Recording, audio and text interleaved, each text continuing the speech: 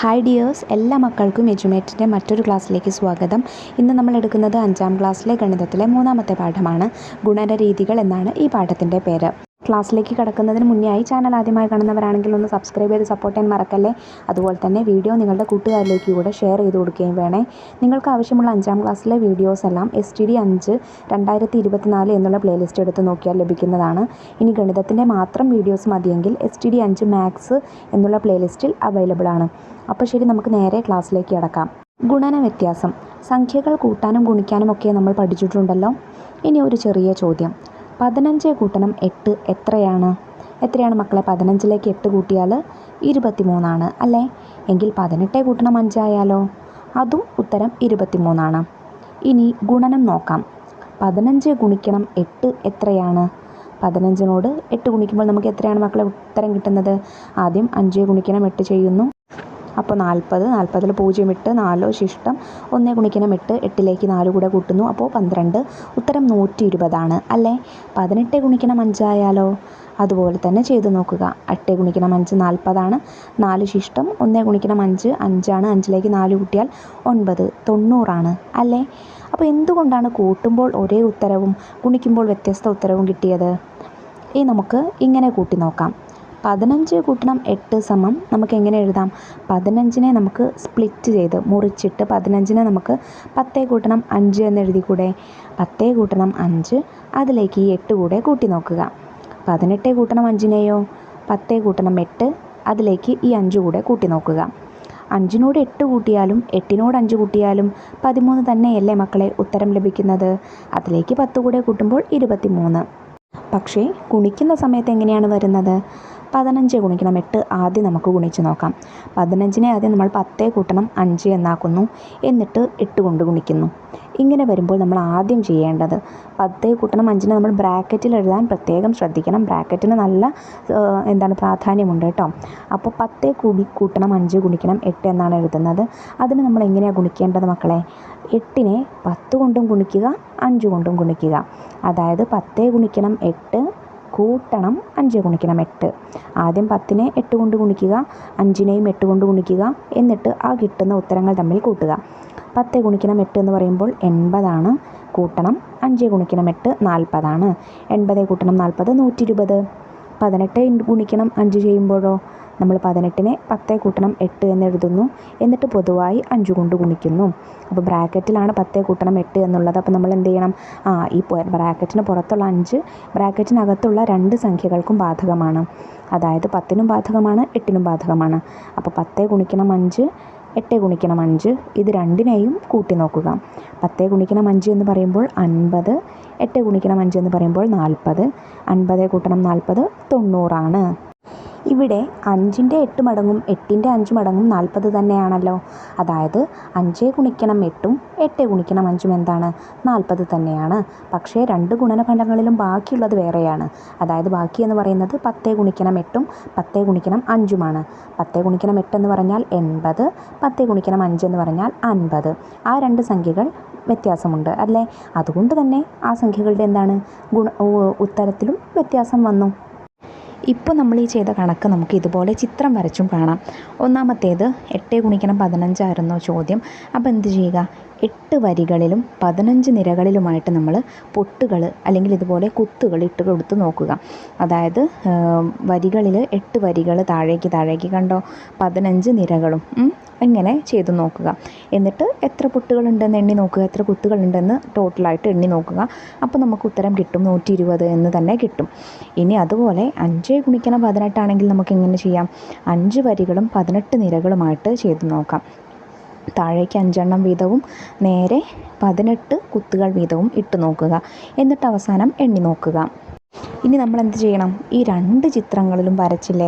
ആദ്യം 8 ഗുണിക്കണം 15നെ നമുക്ക് എങ്ങനെ എഴുതാം? 2 ചിത്രങ്ങളും 10 പൊട്ടുകൾ വീതമുള്ള വരികളായിട്ട് മുറിച്ച് നോക്കുക. അതായത് 8 ഗുണിക്കണം 15 എന്നുള്ളതിനെ നമ്മൾ 10 ഗുണിക്കണം 5 എന്ന് എഴുതാൻ പഠിച്ചില്ലേ? 10 കൂട്ടണം 5 എന്ന് എഴുതാൻ പഠിച്ചില്ലേ? 15നെ 10 കൂട്ടണം 5 എന്ന് എഴുതാം. അപ്പോൾ ഇവിടെ നോക്കിക്കോ, 1 2 3 4 5 6 7 8 9 10. അങ്ങനെ 10 വീതം പൊട്ടുകളുള്ള ഭാഗമാകുമ്പോൾ നമ്മളതിവിടെ മുറിച്ച് കൊടുക്കുക. പിന്നെ ബാക്കി എത്രയുണ്ടാവും? 5 ആയിരിക്കും അല്ലേ? പിന്നെ അതുപോലെ 5 ഗുണിക്കണം 18 എന്നുള്ളതിനെയും 1 2 3 4 5 6 7 8 9 10 എന്നുള്ളതിനെ 10 പൊട്ടുകളാകുമ്പോൾ മുറിച്ച് കൊടുക്കുക. ബാക്കി 8 പൊട്ടുകളായിരിക്കും. രണ്ട് ചിത്രങ്ങളിലെയും വലത് കളത്തിൽ 40 പൊട്ടുകൾ തന്നെ. വലത് കളം എന്ന് പറയുമ്പോൾ ദാ ഈ ഭാഗം കേട്ടോ. അപ്പോൾ ഇവിടെ എങ്ങനെയാണ് നമുക്ക് കണ്ടെത്താം? ഇവിടെ നേരെ 5 പൊട്ടുകളും താഴേക്ക് 8 പൊട്ടുകളുമാണുള്ളത്. അപ്പോൾ 5 ഗുണിക്കണം 8 സമം 40 ഇവിടെയോ? ഇവിടെ രണ്ടാമത്തെ ചിത്രത്തിൽ നേരെ 8 പൊട്ടുകളും താഴേക്ക് 5 പൊട്ടുകളുമാണ്. അപ്പോൾ 8 ഗുണിക്കണം 5 സമം 40 രണ്ട് ചിത്രങ്ങളിലും വലത് കളത്തിൽ 40 പൊട്ടുകൾ തന്നെയാണ് ഉള്ളത്. ഇടത് കളങ്ങളിലോ? ഇടത് കളങ്ങളിൽ 80ഉം 50ഉമാണ് ഉള്ളത്. മുകളിലത്തേതിൽ 80 പൊട്ടുകളും താഴെയുള്ളതിൽ രണ്ടാമത്തേതിൽ 50 പൊട്ടുകളാണ് ഉള്ളത്.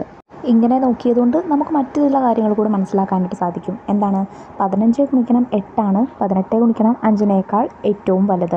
അതിങ്ങനെ മനസ്സിലായി മക്കളെ? 15 ഗുണിക്കണം 8 18 ഗുണിക്കണം 5 കോമൺ ആയിട്ട് പൊതുവായിട്ട് നമുക്ക് 40 വരുന്ന ഒരു ഭാഗവും അതുപോലെ 80ഉം 50ഉം വരുന്ന ഒരു ഭാഗവുമുണ്ട്. അപ്പോൾ സ്വാഭാവികമായിട്ടും 80 അല്ലേ കൂടുതൽ. അതുകൊണ്ട് തന്നെ 15 ഗുണിക്കണം 8 കൂടുതലായിട്ടുള്ളത് എന്ന് നമുക്ക് പെട്ടെന്ന് പറയാൻ പറ്റും. ഇനി എത്ര കൂടുതലാണ്? 80 കുറയ്ക്കണം 50 സമം 30 കൂടുതൽ. വലിയ സംഖ്യയിൽ നിന്നും ചെറിയ സംഖ്യ കുറച്ചാൽ എത്ര കൂടുതലാണ്, എത്ര വ്യത്യാസമുണ്ടെന്ന് നമുക്ക് കണ്ടെത്താൻ സാധിക്കുമല്ലോ. അപ്പോൾ 16 ഗുണിക്കണം 9 അതോ 19 ഗുണിക്കണം 6 വലുത് എന്ന് ഗുണിച്ച് നോക്കാതെ തന്നെ പറയാമോ? നമുക്ക് എങ്ങനെ ചെയ്യാം മക്കളെ? 16 ഗുണിക്കണം 9 എന്നതിനെ ആദ്യം ചെയ്ത് നോക്കാം. 16 ഗുണിക്കണം 9 എന്നതിനെ നമുക്ക് എങ്ങനെ സ്പ്ലിറ്റ് ചെയ്ത് എഴുതാം, എങ്ങനെ മാറ്റി എഴുതാം? 16നെ നമ്മൾ ആദ്യം 10 കൂട്ടണം 6 എന്നെഴുതുന്നു. എന്നിട്ട് ഇതിനെ രണ്ടിനെയും പൊതുവായിട്ട് 9 കൊണ്ട് ഗുണിക്കുന്നു. അപ്പോൾ ഇനി എന്താ ചെയ്യേണ്ടത്? ഈ ബ്രാക്കറ്റിനുള്ളിലുള്ള 10നെ 9 കൊണ്ടും ബ്രാക്കറ്റിനുള്ള 6നെയും 9 കൊണ്ട് ഗുണിക്കുക. അതായത് 10 ഗുണിക്കണം 9 6 ഗുണിക്കണം 9. എന്നിട്ട് ഇത് രണ്ടും കൂടെ കൂട്ടി നോക്കുക. 10 ഗുണിക്കണം 9 കൂട്ടണം 6 ഗുണിക്കണം 9. 10 ഗുണിക്കണം 9 എന്ന് വെച്ചാൽ എത്രയായി? 90 പ്ലസ് 6 ഗുണിക്കണം 9 54. 90 കൂട്ടണം 54 അങ്ങനെ വരും കേട്ടോ. ഇനി നമുക്ക് 19 ഗുണിക്കണം 6 അതുപോലെ ചെയ്ത് നോക്കാം.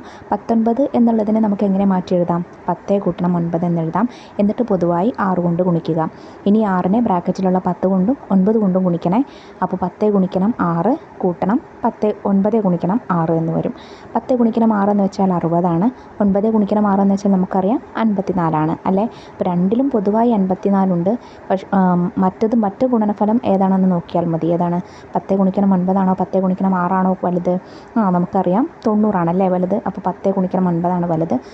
അതുകൊണ്ട് തന്നെ 19 ഗുണിക്കണം 6 വലുത് 16 ഗുണിക്കണം 9 നമുക്ക് പറയാനായിട്ട് സാധിക്കും. ഇനി ചുവടെയുള്ള ഗുണനഫലങ്ങളിൽ ഏതാണ് വലുതെന്നും എത്ര കൂടുതലാണെന്നും മനക്കണക്കായി പറയാമോ? നമുക്ക് ചെയ്തു നോക്കാം ഓരോന്നോരോന്നായി. ആദ്യത്തെ കണക്ക് 12 ഗുണിക്കണം 8 18 ഗുണിക്കണം 2. നമുക്ക് ആദ്യം എന്തെഴുതാം? 12 ഗുണിക്കണം 8 ചെയ്ത് നോക്കാം. 12 ഗുണിക്കണം 8 എന്നുള്ളത് നമുക്ക് എങ്ങനെ മാറ്റാം? 12നെ 10 കൂട്ടണം 2 എന്നെഴുതാം. ഇൻറ്റു ഗുണിക്കണം 8. അപ്പോൾ 10നെ 8 കൊണ്ടും ഗുണിക്കുക, 2നെയും 8 കൊണ്ട് ഗുണിക്കുക. എന്നിട്ട് എന്ത് ചെയ്യുക? രണ്ടും കൂടെ കൂട്ടി നോക്കുക. അപ്പോൾ എത്ര വരും മക്കളെ? 80 കൂട്ടണം 16 എന്ന് വരും കേട്ടോ. ഇനി 18 ഗുണിക്കണം 2 18നെ നമ്മൾ 10 കൂട്ടണം 8 എന്നെഴുതുന്നു. എന്നിട്ട് രണ്ടിനെയും പൊതുവായി 2 കൊണ്ട് ഗുണിക്കുന്നു. അപ്പോൾ 10 ഗുണിക്കണം 2 കൂട്ടണം 8 ഗുണിക്കണം 2 എന്ന് വരും. 10 ഗുണിക്കണം 2 എന്ന് വെച്ചാൽ 20, 8 ഗുണിക്കണം 2 എന്ന് വെച്ചാൽ 16. അപ്പോൾ ഇതിൽ ഏതാണ് വലുത്? 12 ഗുണിക്കണം 8 കാരണം പൊതുവായിട്ട് രണ്ടിലും 16 ഉണ്ട്. മറ്റതിൽ എന്താണ് പൊതുവായതല്ലാതെ ഒരുപോലെ അല്ലാത്തത് ഏതാണ് മക്കളെ വരുന്നത്? 80ഉം 20ഉമാണ്. അപ്പോൾ സ്വാഭാവികമായും 80ആണ് കൂടുതൽ. എത്ര കൂടുതലാണ്? 12 ഗുണിക്കണം 8 കൂടുതലെന്ന് നമുക്ക് പറയാം. എത്ര കൂടുതലാണ്? 80 കുറയ്ക്കണം 20 സമം 60 കൂടുതലാണ്. ഇനി രണ്ടാമത്തേത് നോക്കിക്കേ. 17 ഗുണിക്കണം 6 16 ഗുണിക്കണം 7. 17 ഗുണിക്കണം 6നെ നമുക്ക് എങ്ങനെ എഴുതാം? 10 കൂട്ടണം 7 ഗുണിക്കണം 6. 10 ഗുണിക്കണം 6 കൂട്ടണം 7 ഗുണിക്കണം 6. 60 കൂട്ടണം 6 7 എന്ന് പറയുന്നത് 42. ഇനി അടുത്തത് 16 ഗുണിക്കണം 7. 16നെ നമ്മൾ എങ്ങനെ മാറ്റി എഴുതുന്നു? 10 കൂട്ടണം 6 എന്ന് മാറ്റി എഴുതുന്നു. എന്നിട്ട് രണ്ടിനെയും പൊതുവായി 7 കൊണ്ട് ഗുണിക്കുന്നു. 10 ഗുണിക്കണം 7 കൂട്ടണം 6 ഗുണിക്കണം 7. 10 ഗുണിക്കണം 7 എന്ന് വെച്ചാൽ 70. 70 കൂട്ടണം 42. അപ്പോൾ ഇതിൽ ഏതാണ് വലുത്? 70 വലുത്. അപ്പോൾ 16 ഗുണിക്കണം 7 കേട്ടോ വലിയ സംഖ്യ. അപ്പോൾ എത്ര കൂടുതലാണ്? 70 കുറയ്ക്കണം 60 സമം 10 കൂടുതലാണ്. ഇനി മൂന്നാമത്തെ കണക്ക് നോക്കാം. 13 ഗുണിക്കണം 9 19 ഗുണിക്കണം 3. ആദ്യം 13 ഗുണിക്കണം 9നെ 10 കൂട്ടണം 3 ഗുണിക്കണം 9 എന്ന് എഴുതാം. അപ്പോൾ 10 ഗുണിക്കണം 9 കൂട്ടണം 3 ഗുണിക്കണം 9. 10 ഗുണിക്കണം 9 എന്ന് വെച്ചാൽ 90. 3 ഗുണിക്കണം 9 എന്ന് വെച്ചാൽ 27. 90 കൂട്ടണം 27. 19 ഗുണിക്കണം 3നെ എങ്ങനെ മാറ്റി എഴുതാം? 10 കൂട്ടണം 9 ഗുണിക്കണം 3. 10 ഗുണിക്കണം 3 9 ഗുണിക്കണം 3. 10 ഗുണിക്കണം 3 എന്ന് വെച്ചാൽ 30. 30 കൂട്ടണം 27. ഇതിലേതാ വലുത്? 13 ഗുണിക്കണം 9 ആണല്ലേ വലുത്. കാരണം 30നേക്കാട്ടിലും വലുത് എന്താണ്? 90 എത്ര കൂടുതലാണ്? 90 കുറയ്ക്കണം 30 സമം 60 കൂടുതലാണ്. ഇനി നാലാമത്തെ കണക്ക് നോക്കൂ. 25 ഗുണിക്കണം 6 26 ഗുണിക്കണം 5. 25 ഗുണിക്കണം 6നെ നമുക്ക് എങ്ങനെ മാറ്റി എഴുതാം? 20 കൂട്ടണം 5 ഗുണിക്കണം 6 എന്ന് എഴുതാം അല്ലേ. അപ്പോൾ 20 എന്നിട്ട് എന്ത് ചെയ്യുക? 6നെ പൊതുവായിട്ട് നമ്മൾ 2 കൊണ്ടും ഗുണിച്ച് നോക്കുക. അതായത് 20 ഗുണിക്കണം 6 കൂട്ടണം 5 ഗുണിക്കണം 6. 20 ഗുണിക്കണം 6 എന്ന് പറയുമ്പോൾ 120 കൂട്ടണം 6 ഗുണിക്കണം 5. 6 ഗുണിക്കണം 5 എന്ന് പറയുമ്പോൾ 30. 120 കൂട്ടണം 30 കേട്ടോ. ഇനി അടുത്തത് 26 ഗുണിക്കണം 5 ആണ്. അതിനെ 26നെ നമ്മൾ എങ്ങനെ മാറ്റി എഴുതുന്നു? 20 കൂട്ടണം 6 ഗുണിക്കണം 5. 20 ഗുണിക്കണം 5 കൂട്ടണം 6 ഗുണിക്കണം 5. 20 ഗുണിക്കണം 5 എത്രയാണ് മക്കളെ? 100 100 കൂട്ടണം 30 എന്ന് വരുന്നു. അപ്പോൾ ഇതിൽ വലുത് ഏതാണ് മക്കളെ?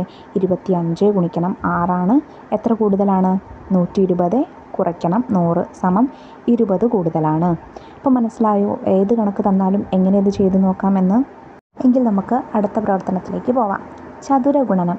ഈ ചിത്രത്തിൽ എത്ര പൊട്ടുകളുണ്ട്? നോക്കിക്കേ, വരിയായി 15 പൊട്ടുകളും നിരയായി 13 പൊട്ടുകളും. എത്രയുണ്ടെന്ന് കണ്ടു നോക്കാം. നമുക്ക് എന്താ ചെയ്യേണ്ടത്? 13 ഗുണിക്കണം 15 ചെയ്ത് നോക്കണം അല്ലേ. ഇത് കണക്കാക്കാൻ ആദ്യം ഓരോ വരിയെയും 10ഉം 5ഉമായി തിരിക്കാം. അതായത് 15നെ നമ്മൾ 10ഉം 5ഉമായി തിരിക്കുന്നു. ഇപ്പോൾ ഇടത് ചതുരത്തിൽ 10 ഗുണിക്കണം 13 പൊട്ടുകളും വലത് ചതുരത്തിൽ 5 ഗുണിക്കണം 13 പൊട്ടുകളുമാണ് ഉള്ളത്. ഇനി നമ്മൾ ഇത് കുറച്ചുകൂടി എളുപ്പമാക്കാൻ എന്ത് ചെയ്യണം? ഓരോ നിരയെയും 10ഉം 3ഉമായിട്ട് തിരിക്കണം. അതായത് താഴേക്ക് നമ്മൾ വീണ്ടും 10ഉം 3ഉമാക്കി തിരിക്കുന്നു. നമ്മൾ വരിയെ ആദ്യം 10ഉം 5ഉമാക്കി തിരിച്ചു, പിന്നെ നിരയെ 10ഉം 3ഉമാക്കി തിരിച്ചു. ഇപ്പോൾ നമുക്ക് ഇതുപോലെയുള്ള 4 ചതുരങ്ങൾ കിട്ടും. ആദ്യത്തെ ചതുരത്തിൽ 10 ഗുണിക്കണം 10 വരുന്നത്. രണ്ടാമത്തെ ചതുരത്തിൽ 5 ഗുണിക്കണം 10 വരുന്നത്. മൂന്നാമത്തെ ചതുരത്തിൽ 3 ഗുണിക്കണം 10 വരുന്നത്. നാലാമത്തെ ചതുരത്തിലോ 3 ഗുണിക്കണം 5 വരുന്നത്. ഞാൻ പറഞ്ഞ കാര്യങ്ങൾ ഇവിടെ എഴുതിയിട്ടുണ്ട്. ആദ്യത്തേതിൽ 10 ഗുണിക്കണം 10, രണ്ടാമത്തേതിൽ 5 ഗുണിക്കണം 10, മൂന്നാമത്തേതിൽ 10 ഗുണിക്കണം 3, നാലാമത്തേതിൽ 5 ഗുണിക്കണം 3. ഇനി ഇത് ഓരോന്നായിട്ട് എന്ത് ചെയ്യുക? ഗുണിച്ചിട്ട് എല്ലാതും കൂടെ കൂട്ടി നോക്കുക. അതായത് 15 ഗുണിക്കണം 13 നമുക്ക് എങ്ങനെ മാറ്റി എഴുതാം? 10 ഗുണിക്കണം 10 കൂട്ടണം 5 ഗുണിക്കണം 10 കൂട്ടണം 10 ഗുണിക്കണം 3 കൂട്ടണം 5 ഗുണിക്കണം 3. 10 ഗുണിക്കണം 10 എന്ന് വെച്ചാൽ 100 കൂട്ടണം 5 ഗുണിക്കണം 10 എന്ന് വെച്ചാൽ 50 കൂട്ടണം 10 ഗുണിക്കണം 3 എന്ന് വെച്ചാൽ 30 കൂട്ടണം 5 ഗുണിക്കണം 3 എന്ന് വെച്ചാൽ 15. എല്ലാം കൂടെ കൂട്ടുമ്പോൾ 195 എന്ന് നമുക്ക് കണക്കാക്കാനായിട്ട് സാധിക്കും. ഇനി ഇത്തരം കണക്കുകൾ പൊട്ടുകൾ വരയ്ക്കാതെ തന്നെ നമുക്ക് ചെയ്യാമല്ലോ. ഉദാഹരണമായി 18 ഗുണിക്കണം 12 എടുക്കാം. ഈ കണക്ക് എങ്ങനെ നമുക്ക് എളുപ്പത്തിൽ ചെയ്യാം? ആദ്യം നമ്മളൊരു ചതുരം വരയ്ക്കുന്നു. എന്നിട്ട് 18 ഗുണിക്കണം 12 എഴുതേണ്ടത്. അപ്പോൾ വരിയുടെ സ്ഥാനത്തിൽ നേരെ നമ്മൾ 18 എന്ന് എഴുതി കൊടുക്കുക. നിരയുടെ സ്ഥാനത്തേക്ക് താഴത്തേക്ക് 12 എന്ന് എഴുതി കൊടുക്കുക.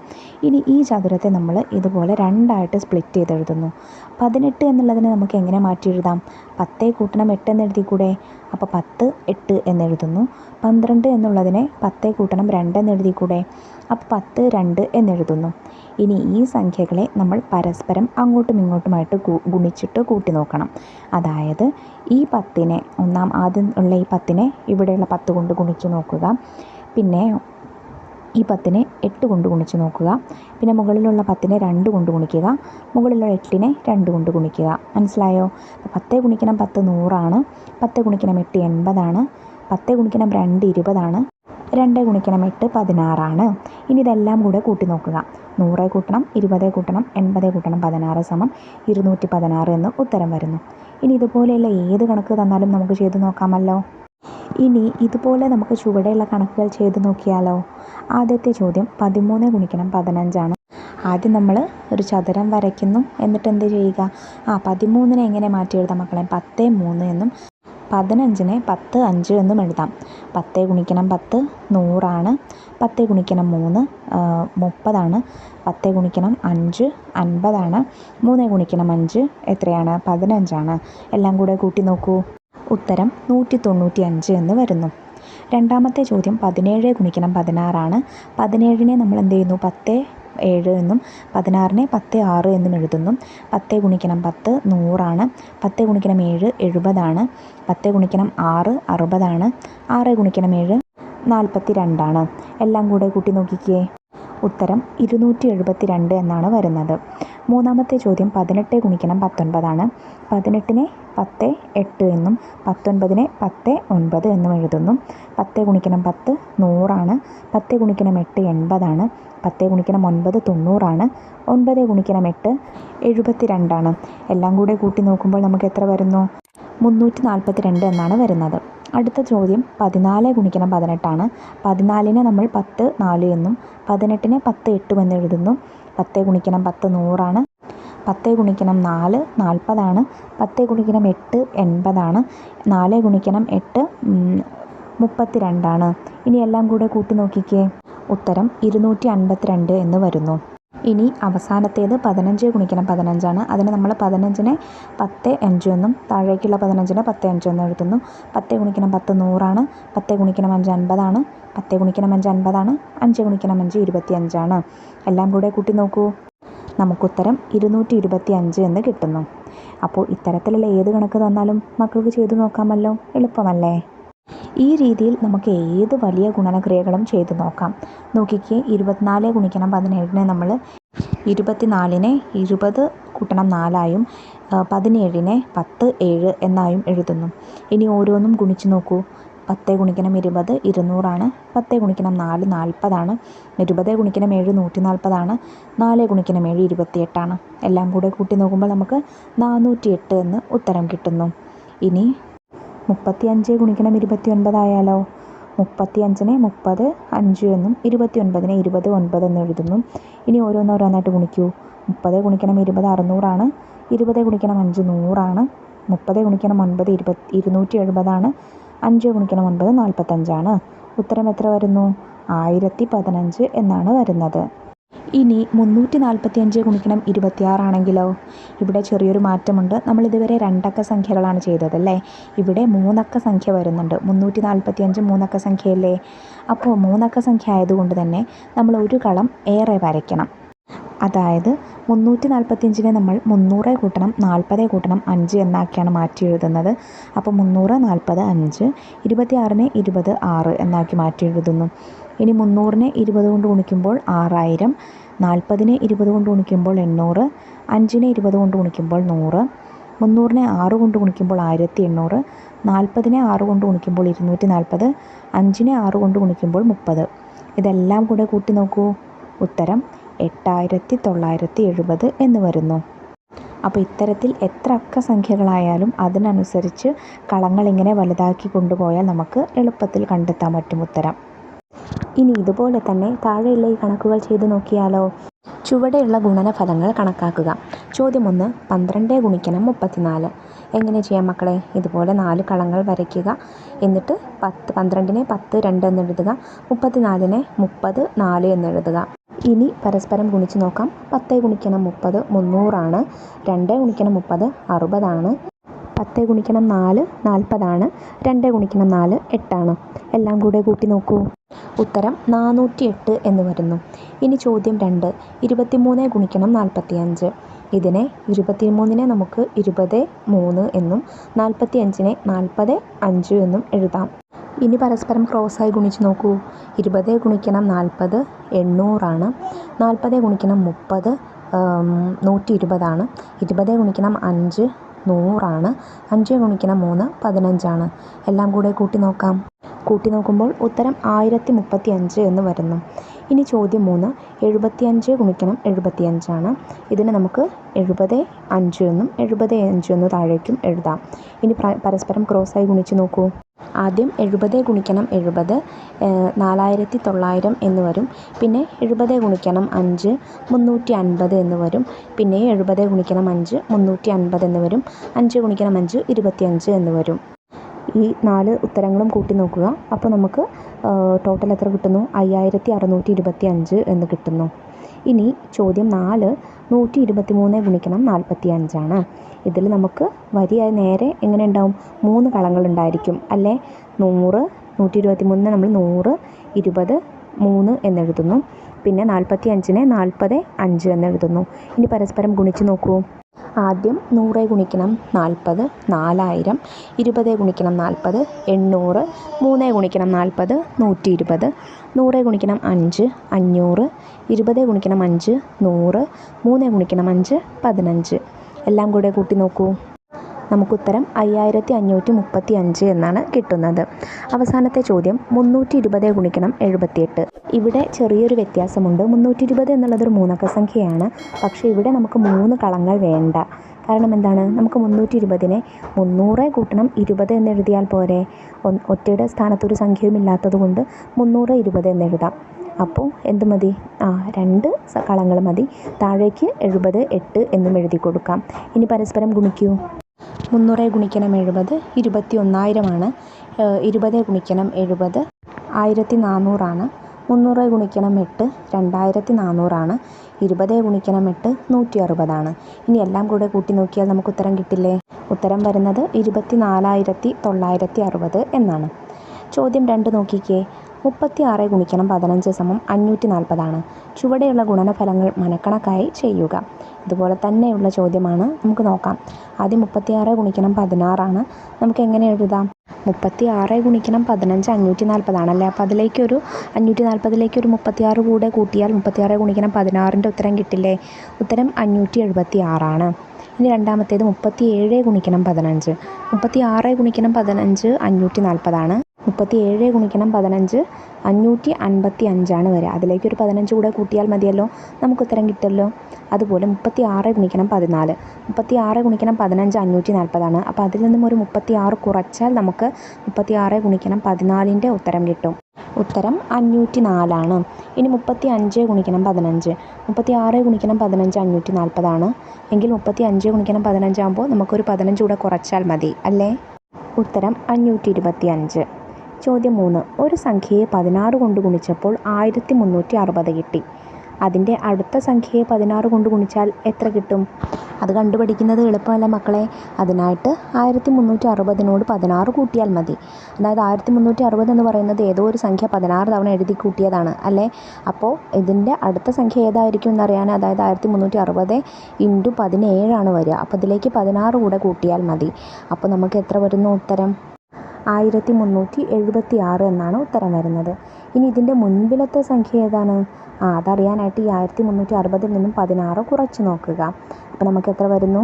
1344. അപ്പോൾ ഇത്തരത്തിലുള്ള കണക്കുകൾ വന്നാൽ എന്ത് ചെയ്യണമെന്നിപ്പോൾ മനസ്സിലായില്ലേ? ആ സംഖ്യ കൂട്ടുകയും കുറയ്ക്കുകയും ചെയ്ത് നോക്കിയാൽ മതി. സമചതുര സംഖ്യകൾ. 36 പൊട്ടുകൾ എങ്ങനെയെല്ലാം ചതുരമായി അടുക്കാം? നോക്കിക്കേ. ആദ്യത്തേത് 2 വരികളും 18 നിരകളുമായിട്ട് അടുക്കിയിട്ടുണ്ട്. അതായത് 18 ഗുണിക്കണം 2 ചെയ്താൽ 36 അല്ലേ ഉത്തരം വരുന്നത്. ഇനി രണ്ടാമത്തേത് 3 വരികളും 12 നിരകളും. 12 ഗുണിക്കണം 3 = 36. ഇനി 4 വരികളും 9 നിരകളും. 9 ഗുണിക്കണം 4 = 36. ഇനിയോ 6 വരികളും 6 നിരകളും. 6 ഗുണിക്കണം 6 = 36. ഇനി വേണമെങ്കിൽ ആദ്യത്തെ 3 ചതുരങ്ങളെയും തിരിച്ചു വയ്ക്കാം. അതായത് ആദ്യത്തേത് 2 വരിയും 15 നിരയുമായിരുന്നു. അതെങ്ങനെ വയ്ക്കാം? തിരിച്ചു വയ്ക്കുക. 15 വരിയും 2 നിരയും ആക്കുക. പിന്നെ അതുപോലെ 3 വരിയും 12 നിരയും എന്നുള്ളത് 12 വരിയും 3 നിരയും ആക്കുക. 4 വരിയും 9 നിരയും എന്നുള്ളത് 9 വരിയും 4 നിരയും ആക്കുക. ഇതുപോലെ തിരിച്ചു വെച്ച് നമുക്ക് ഉത്തരം എന്താണ്? 36 എന്ന് തന്നെ ആക്കാം. ഇതിൽ ഒരെണ്ണം മാത്രം വിശേഷപ്പെട്ട ചതുരമാണല്ലോ. ഏതാണത്? 6 ഗുണിക്കണം 6 എന്നുള്ള ചതുരമാണ് അല്ലേ? എത്ര പൊട്ടുകൾ എടുത്താലും ഇതുപോലെ ഒരു സമചതുരം ഉണ്ടാക്കാൻ പറ്റുമോ? ഇല്ല. ഏത് സംഖ്യകൾ എടുത്താലും നമുക്ക് ഇതുപോലെ സമചതുരം ഉണ്ടാക്കാൻ പറ്റില്ല. 36നേക്കാൾ കുറവായ ഏതെങ്കിലും എണ്ണം പൊട്ടുകൾ കൊണ്ട് സമചതുരം ഉണ്ടാക്കാൻ പറ്റുമോ? 36 പൊട്ടുകൾ കൊണ്ടുണ്ടാക്കിയ സമചതുരത്തിൻ്റെ വരിയിലും നിരയിലും എത്ര വീതമാണുള്ളത്? നമ്മൾ പറഞ്ഞു 6 വീതമാണല്ലേ ഉള്ളത്. ഇനി കുറേ കൂടി സമചതുരങ്ങൾ ഉണ്ടാക്കാമല്ലോ. അവയിലെ പൊട്ടുകളുടെ എണ്ണം ഇങ്ങനെയുള്ള സംഖ്യകളാണ്: ആദ്യം 36 വരുന്നു. 6 ഗുണിക്കണം 6 പിന്നെ അതിന് ചെറിയ സംഖ്യ എന്ന് പറയുന്നത് 25 കൊണ്ടേ നമുക്ക് പറ്റുകയുള്ളൂ. 5 ഗുണിക്കണം 5 കണ്ട് 5 വരിയും 5 നിരയും. പിന്നെ 4 വരിയും 4 നിരയുമല്ലേ പറ്റുക. അത് 16 ഉത്തരം വരും. പിന്നെ 3 വരിയും 3 നിരയും 9 എന്നുത്തരം വരും. 2 വരിയും 2 നിരയും 4 എന്നുത്തരം വരും ഇല്ലേ. അപ്പോൾ ഈ സംഖ്യകളുടെ പ്രത്യേകത നോക്കിക്കേ. ആ സംഖ്യയെ ആ സംഖ്യ കൊണ്ട് തന്നെ ഗുണിക്കുന്ന ഉത്തരമാണ് നമുക്കിതുപോലെ സമചതുരമായിട്ട് ഉണ്ടാക്കാൻ സാധിക്കുന്നത്. ഇത്തരം സംഖ്യകളെ സമചതുര സംഖ്യകൾ എന്നാണ് പറയുന്നത്. അതായത് ഒരു സംഖ്യയെ അതുകൊണ്ട് തന്നെ ഗുണിച്ച് കിട്ടുന്നവയാണ് സമചതുര സംഖ്യകൾ.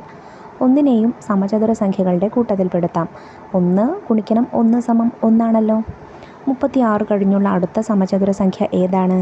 36 എന്ന് പറയുന്നത് 6 ഗുണിക്കണം 6 അപ്പോൾ അടുത്ത സംഖ്യ 7 ഗുണിക്കണം 7 ആയിരിക്കും വരിക. അതേതാണ്? 7 ഗുണിക്കണം 7 49 അതിനടുത്തത് 8 ഗുണിക്കണം 8 64 ഇനി ഈ ചിത്രങ്ങൾ നോക്കിക്കേ. ആദ്യത്തെ ചിത്രം 4 ഉത്തരമായി വരുന്ന സമചതുര സംഖ്യയാണ്. അപ്പോൾ അത് നോക്കിക്കേ, അതിനെ ഓരോ കളങ്ങളായിട്ട് ഇവിടെ മാറ്റിയിട്ടുണ്ട്. ആദ്യത്തേത് 1 കൂട്ടണം ഈ ബാക്കിയുള്ള 3ലേക്ക് കൂട്ടുമ്പോൾ നമുക്ക് 4 ഉത്തരം കിട്ടുന്നുണ്ട്. ഇനി രണ്ടാമത്തേത് 3 ഗുണിക്കണം 3ൻ്റേതാണ്. അത് 1 കൂട്ടണം രണ്ടാമത്തേതിൽ 3 പിന്നെ 5 ഈ 3 സംഖ്യകൾ കൂട്ടുമ്പോൾ 9 എന്ന് വരുന്നു. ഇനി അടുത്തത് 4 ഗുണിക്കണം 4ൻ്റേതാണ്. 1 കൂട്ടണം 3 കൂട്ടണം 5 കൂട്ടണം 7 സമം 16. അടുത്തത് 5 ഗുണിക്കണം 5ൻ്റേതിൻ്റെയാണ്. 1 കൂട്ടണം 3 കൂട്ടണം 5 കൂട്ടണം 7 കൂട്ടണം 9 സമം 25. അപ്പോൾ ഈ സംഖ്യകളുടെ പ്രത്യേകത നോക്കിക്കേ. തുടർച്ചയായിട്ടുള്ള ഒറ്റ സംഖ്യകൾ ഇങ്ങനെ കൂട്ടി കൂട്ടി പോകുന്നതാണല്ലേ അടുത്ത സമചതുര സംഖ്യ കിട്ടാനുള്ള ട്രിക്ക് എന്ന് പറയുന്നത്. എങ്കിൽ അടുത്ത സമചതുര സംഖ്യ കിട്ടാൻ 25നോട് ഏത് സംഖ്യ കൂട്ടണം? ഇതുവരെ നമ്മൾ 9 വരെയാണ് കൂട്ടി വന്നത്. അപ്പോൾ അടുത്തത് കിട്ടാൻ 25നോട് 11 കൂട്ടിയാൽ മതി. 1 മുതലുള്ള ഒറ്റ സംഖ്യകൾ എത്ര എണ്ണം കൂട്ടിയാലാണ് 36 എന്ന സമചതുര സംഖ്യ കിട്ടുന്നത്? നമുക്കറിയാം 25നോട് 11 കൂട്ടിയാൽ 36 ആണല്ലേ. അപ്പോൾ 1, 3, 5, 7, 9, 11 ഇത്രയും സംഖ്യകൾ കൂട്ടിയാലാണ് നമുക്ക് 36 കിട്ടുന്നത്.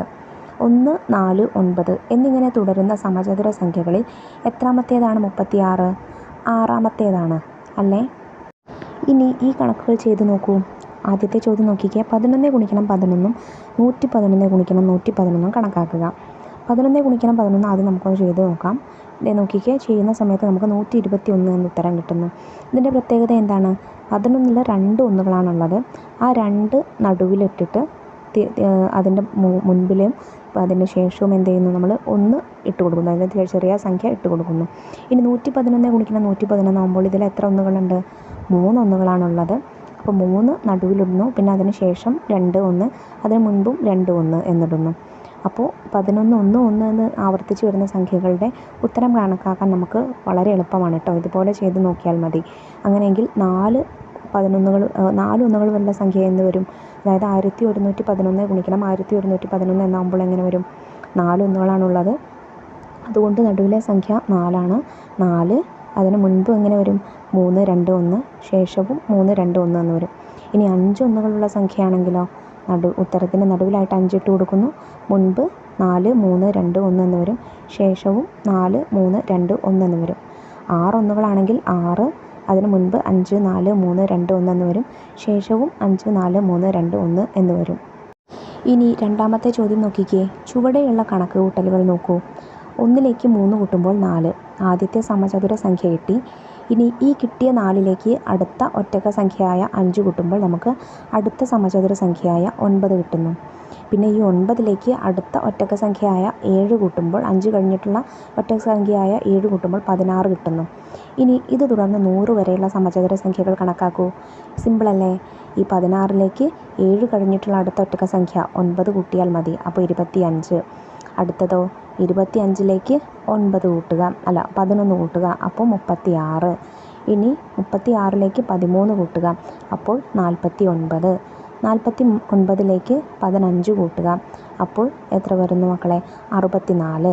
64ലേക്ക് 17 കൂട്ടുക 81. 81ലേക്ക് 19 കൂട്ടുക അപ്പോൾ 100. ഇങ്ങനെയാണ് ഈ സംഖ്യകൾ വരുന്നത്. ഇനി ചോദ്യം 3. 1 3 5 എന്നിങ്ങനെയുള്ള ഒറ്റ സംഖ്യകൾ എത്ര എണ്ണം കൂട്ടിയാലാണ് 400 കിട്ടുക? ചെയ്ത് നോക്കണേ. ഇത് നിങ്ങൾ വെറുതെ ഇരിക്കുന്ന സമയത്ത് ഇതൊന്ന് ചെയ്ത് നോക്കണം. 20 ഒറ്റ സംഖ്യകൾ കൂട്ടിയാലാണ് കിട്ടുക. അതായത് 1 കൂട്ടണം 3 കൂട്ടണം 5 കൂട്ടണം 7 കൂട്ടണം 9 കൂട്ടണം. നോക്കിക്കേ, ഞാനിവിടെ ചെയ്തിട്ടുണ്ട്. അങ്ങനെ 39 വരെ കൂട്ടുമ്പോഴാണ് നമുക്ക് 400 കിട്ടുക. ഇതിൽ അവസാനം കൂട്ടുന്ന ഒറ്റ സംഖ്യ ഏതാണ്? 39 ആണ്. 50ാമത്തെ ഒറ്റ സംഖ്യ ഏതാണ്? 50ാമത്തെ ഒറ്റ സംഖ്യ 99 ആണ്. 1 മുതൽ ഈ സംഖ്യ വരെയുള്ള ഒറ്റ സംഖ്യകളുടെ തുക എന്താണ്? അതായത് 1 മുതൽ 99 വരെയുള്ള സംഖ്യകളുടെ തുക കാണാൻ നമുക്ക് എന്ത് ചെയ്താൽ മതി? സമചതുര സംഖ്യ ഏതാണെന്ന് നോക്കിയാൽ മതി അല്ലേ? 50ാമത്തെ സംഖ്യയാണ് 99 വരുന്നത്. അപ്പോൾ 50 ഗുണിക്കണം 50 ചെയ്താൽ മതി. 50 ഗുണിക്കണം 50 2500 ആണ്. അതായത് 1 മുതൽ 99 വരെയുള്ള ഒറ്റ സംഖ്യകൾ കൂട്ടുന്ന സമയത്ത് നമുക്ക് എന്ത് കിട്ടുന്നു? 2500 എന്നാണ് ഉത്തരം കിട്ടുന്നത്. ചോദ്യം 5. ഈ ചിത്രങ്ങൾ നോക്കൂ.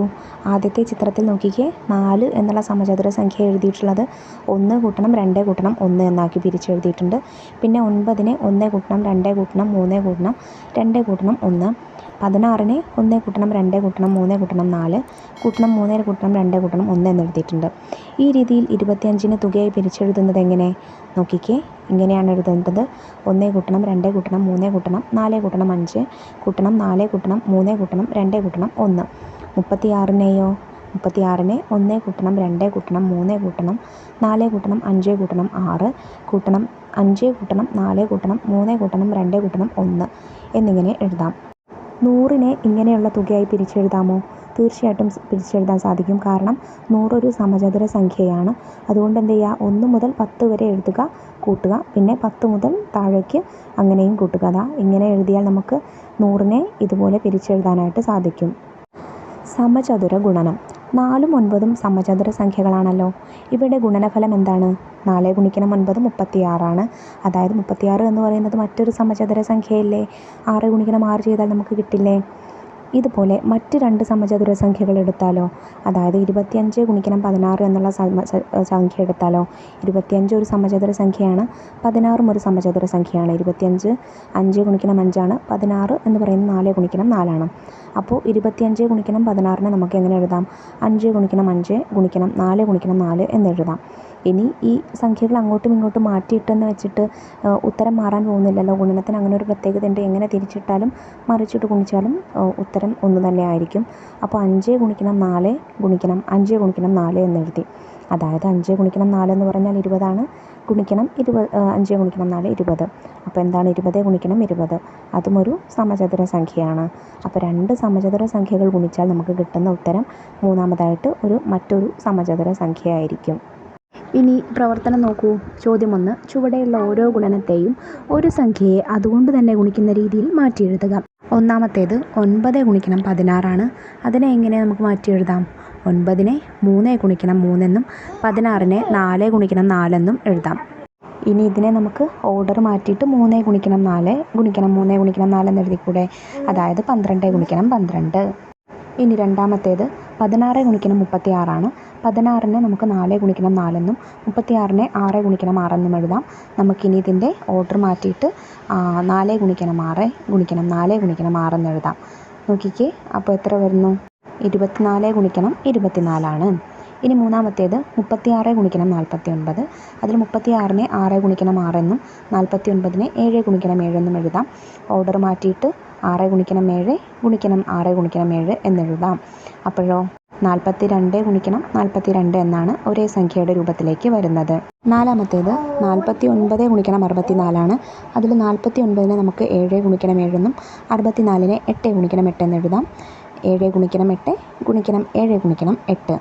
ഉത്തരം 56 ഗുണിക്കണം 56 എന്നാണ് വരുന്നത്. പിന്നെ അവസാനത്തേത് 81 ഗുണിക്കണം 25 ആണ്. 81നെ നമുക്ക് 9 ഗുണിക്കണം 9 എന്നും 25നെ 5 ഗുണിക്കണം 5 എന്നും എഴുതാം. ഓർഡർ മാറ്റിയിട്ട് 9 ഗുണിക്കണം 5 ഗുണിക്കണം 9 ഗുണിക്കണം 5 എന്നെഴുതാം. അതായത് 45 ഗുണിക്കണം 45. ചോദ്യം 2. ചുവടെയുള്ള ഗുണനഫലങ്ങൾ മനക്കണക്കായി ചെയ്യുക. ആദ്യത്തേത് 25 ഗുണിക്കണം 4 ആണ്. നമുക്ക് ഉത്തരം 100 ആണ് വരേണ്ടത്. മനക്കണക്കായി ചെയ്യുമ്പോൾ 100 ആണ് ഉത്തരം വരുന്നത്. നിങ്ങൾക്കിത് കറക്റ്റാണോ എന്ന് ചെയ്ത് നോക്കണം കേട്ടോ. രണ്ടാമത്തേത് 25 ഗുണിക്കണം 16. അത് 400 ആണ് വരുന്നത്. 25 ഗുണിക്കണം 36 900 ആണ് വരുന്നത്. 25 ഗുണിക്കണം 64 1600 ആണ് വരുന്നത്. ഇത് ശരിയാണോ എന്ന് നിങ്ങൾ എന്ത് ചെയ്യുക, ചെയ്ത് നോക്കിയിട്ടൊന്ന് ചെക്ക് ചെയ്ത് നോക്കുക. അപ്പോൾ ഇത്രയും കാര്യങ്ങളാണ് നിങ്ങൾക്ക് ഗുണന രീതികൾ എന്നുള്ള മൂന്നാമത്തെ പാഠത്തിൽ പഠിക്കാനായിട്ടുള്ളത്. ഇത് ചെറിയൊരു പാഠമാണ്. നിങ്ങൾക്കിതിൽ ഗുണിക്കുന്ന വ്യത്യസ്തമായിട്ടുള്ള 2 രീതികളും അതുപോലെ തന്നെ സമചതുര സംഖ്യകളെക്കുറിച്ചുമാണ് പഠിക്കാനായിട്ടുള്ളത് കേട്ടോ. അപ്പോൾ ക്ലാസ് എല്ലാ മക്കൾക്കും ഉപകാരപ്രദമായി എന്ന് വിശ്വസിക്കുന്നു, മനസ്സിലായിട്ടുണ്ടെന്ന് വിശ്വസിക്കുന്നു. യൂസ്ഫുൾ ആയിട്ടുണ്ടെങ്കിൽ തീർച്ചയായിട്ടും നിങ്ങളുടെ കൂട്ടുകാരിലേക്ക് കൂടെ വീഡിയോ ഷെയർ ചെയ്ത് കൊടുക്കണേ. 5ാം ക്ലാസ്സിലെ മറ്റു വിഷയങ്ങളുടെ വീഡിയോകൾ നമ്മൾ വൈകാതെ അപ്ലോഡ് ചെയ്യുന്നതാണ്. ആ വീഡിയോ കിട്ടുന്നതിന് വേണ്ടി ചാനലൊന്ന് സബ്സ്ക്രൈബ് ചെയ്ത് തൊട്ടടുത്ത് കാണുന്ന ബെല്ലൈക്കണിൽ ഓൾ ബട്ടൺ പ്രസ് ചെയ്തേക്കാൻ മറക്കരുത്. നിങ്ങളുടെ അഭിപ്രായങ്ങളും നിർദ്ദേശങ്ങളും കമൻറ്റ് ബോക്സിലൂടെ അറിയിക്കണം. അതുപോലെ നിങ്ങൾക്ക് ഇനി ഏതൊക്കെ ചാപ്റ്റേഴ്സ് വേണമെന്നുള്ളതും കമൻറ്റ് ബോക്സിലൂടെ അറിയിക്കണേ. അപ്പോൾ ശരി, നമുക്ക് അടുത്ത ക്ലാസ്സുമായി വീണ്ടും കാണാം. താങ്ക്